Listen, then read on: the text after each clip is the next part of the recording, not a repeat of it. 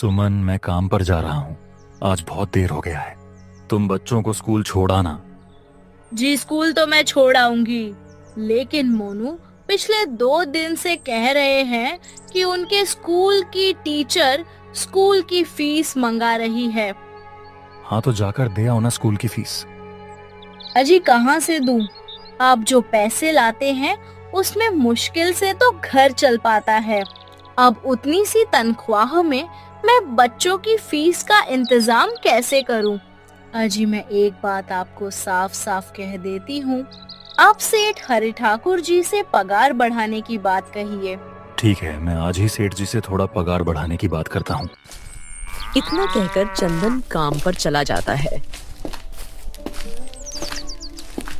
अरे भाई, आज तो पगार का दिन है। देखो, अब यह सेठ हरि ठाकुर कोई ना कोई लोचा जरूर करेगा। हमेशा कोई ना कोई बहाना बनाकर पगार कम कर देता है। और अगली बार तो मेरी आधी पगार काट ली थी, यह कहकर कि जो मैंने हरिया ठाकुर जी से रुपये उधार लिए थे उसका ब्याज बढ़कर 1000 हो गया है। इसलिए मैं तुम्हारी पगार में से 1000 रुपये काट रहा हूँ। हाँ श्याम भाई, तुम एकदम ठीक कह रहे हो। यह सेठ हरिया ठाकुर ना एक नंबर का चालाक और लालची इंसान है। एक तो दुगना काम ले लेता है और बदले में पैसे भी पूरे नहीं देता। हे भगवान, बस सेठ जी इस बार मेरी पूरी पगार दे दें। बच्चों के स्कूल की फीस भी भरनी है। काम करने के बाद सेठ हरि ठाकुर के पास जाते हैं। सेठ जी, महीना पूरा हो गया है, हमें हमारी तनख्वाह दे दीजिए। देखो भाइयों, अभी मेरे पास तुम्हें देने के लिए पैसे नहीं है। अभी माल नहीं बिका है, सारा माल गोदाम में ही पड़ा हुआ है। कल या परसों तक तुम्हें तुम्हारी तनख्वाह मिल जाएगी। पर सेठ जी, अभी हमारे पास बिल्कुल पैसे नहीं बचे हैं और घर का भी सामान लाना है, बच्चों की फीस भरनी है। अरे मैंने कहा तो सही, 1-2 दिन और रुक जाओ, कल या परसों तक पैसे मिल जाएंगे। अभी मेरे पास पैसे नहीं है। सभी लकड़हरे निराश मन से अपने अपने घर आ जाते हैं। अजी क्या हुआ? इस बार कितना पगार मिला है? सुमन, अभी कोई पगार नहीं मिला। सेठ जी ने कहा है कि 1-2 दिन में पगार मिल जाएगा। पगार नहीं मिला? आपको तो पता है ना बच्चों की फीस भरनी है। इनकी स्कूल टीचर ने आज साफ साफ चेतावनी दे दी है कि अगर कल फीस नहीं लाई तो बच्चों को घर पर ही बिठा लेना। अब बताओ मैं क्या करूं? मैं क्या करूं सुमना, यह सेठ जी समय पर कभी पैसे देते ही नहीं है। अब तो बस हम इंतजार के सिवा और कुछ नहीं कर सकते। 1-2 दिन की बात है, देख लेते हैं। ऐसे ही 2 दिन गुजर जाते हैं। 2 दिन बाद सेठ हरि ठाकुर सबको पगार देता है। अरे श्याम, ये ले अपनी इस महीने की पगार। सेठ जी, ये तो बस 2000 है। मैंने तो इस महीने 3000 तक का काम किया है। हाँ, काम तो किया है, लेकिन तूने 1-1 घंटे आराम भी तो किया है। ये पैसे उसी आराम के कांटे हैं। पर सेठ जी, आपने तो कहा था 8 घंटे काम के महीने में 3000 मिलेंगे, और मैंने तो 8 घंटे काम किया और 1 घंटे आराम। देख श्याम, मुझे ज्यादा हिसाब किताब ना समझा। ये 2000 रख अगर चाहिए तो, और अगर नहीं चाहिए तो कहीं और काम ढूंढ ले। चंदन, ये लो तुम्हारे पगार। पर सेठ जी 2000 क्यों? मेरे तो पूरे 3000 बनते हैं ना। मैंने तो कोई छुट्टी भी नहीं की और ना ही कोई आराम। मैंने तो अपना सारा काम समय पर किया है। हाँ, समय पर तो किया है, पर इस समय बाजार में लकड़ियों का दाम काफी सस्ता हो गया है। इस वजह से अभी तुम्हें भी पगार कम ही मिलेगी जब तक लकड़ियों का दाम नहीं बढ़ता। पर सेठ जी, बात तो 3000 की हुई थी ना। अब 2000 में मैं कैसे घर चलाऊंगा? बच्चों की स्कूल की फीस भी भरनी है। सेठ जी, इस बार आप पूरे पैसे दे दीजिए। 2000 ही मिलेंगे। तुझे यहाँ काम करना है तो कर, वरना कहीं और काम ढूंढ ले। बेचारे चंदन के पास उन पैसे को लेने के सिवाय और कोई रास्ता नहीं था। काम के पूरे पैसे तो देता नहीं है। पूरे महीने मेहनत करके भी क्या मिलते हैं, बस ये 2000। इसमें घर खर्च कैसे चलाएं? ऐसे तो हम कभी तरक्की नहीं कर पाएंगे। और हम कर भी क्या सकते हैं? श्याम, हमें लकड़ी काटने के सिवा और कोई काम कहाँ आता है?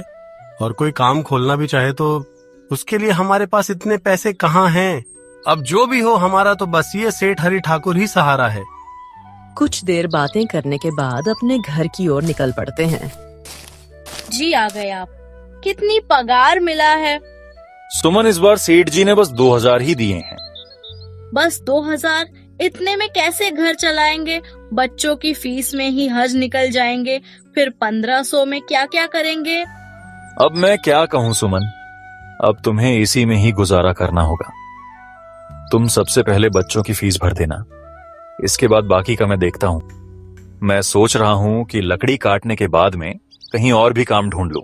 सेठ जी के यहाँ से काम करने के बाद मैं दूसरी जगह पर काम किया करूंगा, इससे कुछ ज्यादा आमदनी हो जाएगी। आज ही मैं सेठ जी के यहाँ पर काम करने के बाद और भी जगह काम ढूंढने जाऊंगा। इतना कहकर चंदन काम पर निकल जाता है।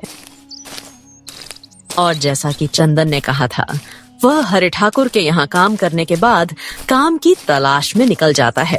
चंदन पूरे गांव में काम ढूंढता है, दुकानों दुकानों पर जाकर लोगों से काम मांगता है, मगर हर जगह रामू को केवल निराशा ही हाथ लगती है। अंत में थक हार कर चंदन वापस जाने लगता है। तभी वह देखता है कि अचानक बहुत सारे भैंसों का झुंड उसकी तरफ दौड़े आ रहा है। यह देखकर रामू बहुत डर जाता है।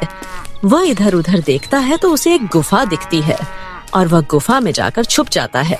जब भैंसों का झुंड वहां से निकल जाता है, तब चंदन की जान में जान आती है।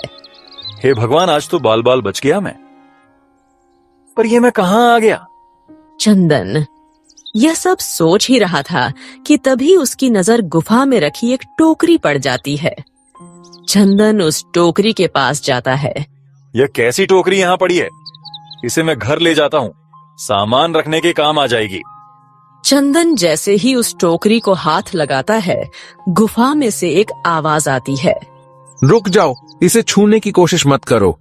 यह आवाज सुनकर चंदन एकदम पीछे हट जाता है।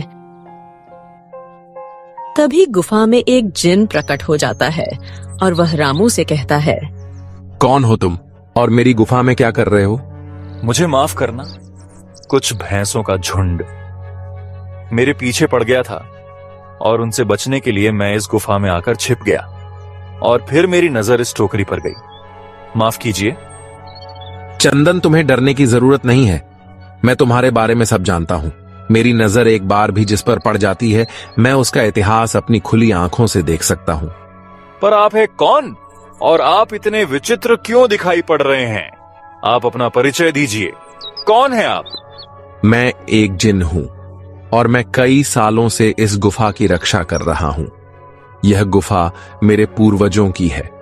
इस गुफा में केवल वही इंसान घुस सकता है जिसका मन बिल्कुल पवित्र हो। अगर तुम अपवित्र होते तो तुम इस गुफा में कभी नहीं घुस पाते। तुम एक सच्चे इंसान हो, इसलिए तुम इस गुफा में घुस पाए और इस टोकरी को छू पाए। अब तुमने इस टोकरी को छुआ है तो यह टोकरी तुम्हारी हो। नहीं, मुझे ये टोकरी नहीं चाहिए, मैं तो बस देख रहा था। डरो मत चंदन, तुम यह टोकरी ले जाओ। यह कोई साधारण टोकरी नहीं है, बल्कि यह जादुई टोकरी है। क्या यह वही जादुई टोकरी है जिसके बारे में हमारी दादी कहानी सुनाई करती थी कि किसी गांव में एक जादुई टोकरी हुआ करती थी और वह सबकी इच्छाएं पूरी करती थी? हाँ चंदन, यह वही जादुई टोकरी है। अब तुम इस टोकरी के मालिक हो। तुम इसके इस्तेमाल से अपनी स्थिति सुधार सकते हो। पर याद रखना, तुम जो भी वस्तु इस टोकरी में एक बार डालोगे, वह चीज ही तुम्हें बार बार इस टोकरी में डालनी होगी। इसके अलावा तुम और दूसरी कोई चीज इस टोकरी में नहीं डाल सकते। अगर तुमने ऐसा किया तो इसका परिणाम तुम्हें ही भुगतना होगा।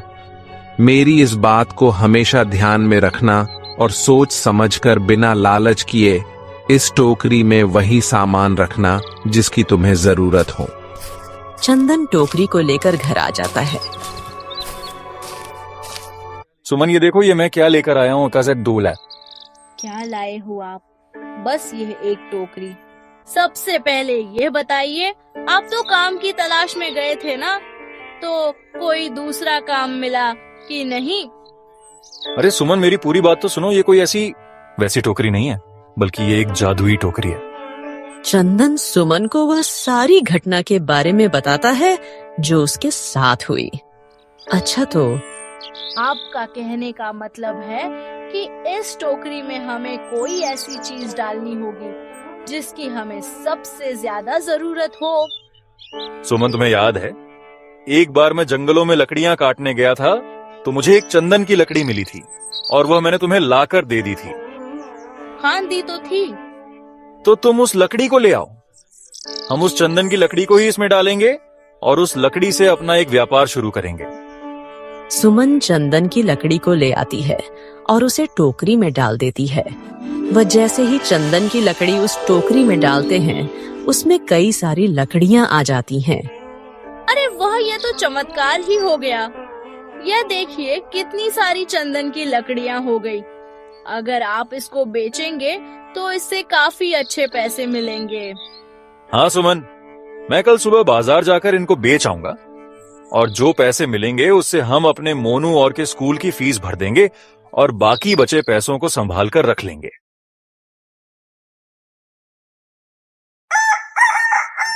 अगले दिन चंदन हरिलाल सेठ के यहाँ काम पर न जाकर चंदन की लकड़ियों को बेचने के लिए बाजार की ओर निकल पड़ता है।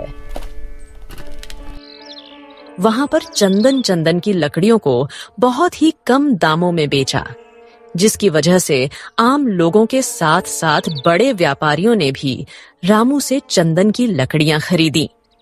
लकड़ियों को बेचकर रामू को काफी अच्छे पैसे मिले। पैसों को लेकर चंदन घर आ जाता है। ये देखो सुमन, उन लकड़ियों को बेचकर मुझे कितने सारे पैसे मिले हैं। ये लो कुछ पैसे, इससे तुम कल मोनू और के स्कूल के फीस भर देना। अच्छा, तो मैं काम पर जाता हूँ। अजी, आपके पास तो अब यह जादुई टोकरी है, तो अब आपको उस सेठ हरिलाल के यहाँ काम करने की क्या जरूरत है? सुमन, मैं सेठ हरिलाल जी के यहाँ काम पर नहीं जा रहा, बल्कि मैं तो वहाँ पर जो काम कर रहे बाकी के लकड़हारे हैं उन्हें यह खुशी की खबर देने जा रहा हूँ, क्योंकि सेठ हरिलाल जी से मेरे साथ साथ वह लकड़हारे भी बहुत परेशान थे। इसलिए अगर मेरा भला हो रहा है तो क्यों ना मैं उन सब का भला करूं। वह सभी बहुत ईमानदार लकड़हारे हैं, वह सभी बहुत मेहनत से काम करते हैं, मगर लालचंद ने कभी भी उनको उनकी मेहनत के सही पैसे नहीं दिए। इसलिए मैंने सोचा है क्यों ना मैं उनको अपने इस काम में शामिल कर लूं। हाँ जी, बात तो आपकी बिल्कुल सही है। अगर आप सभी लोग एक साथ मिलकर काम करेंगे तो हम सब बहुत जल्द ही तरक्की हासिल कर लेंगे। इसके बाद चंदन और सुमन बहुत ही अच्छी तरीके से जीने लगते हैं।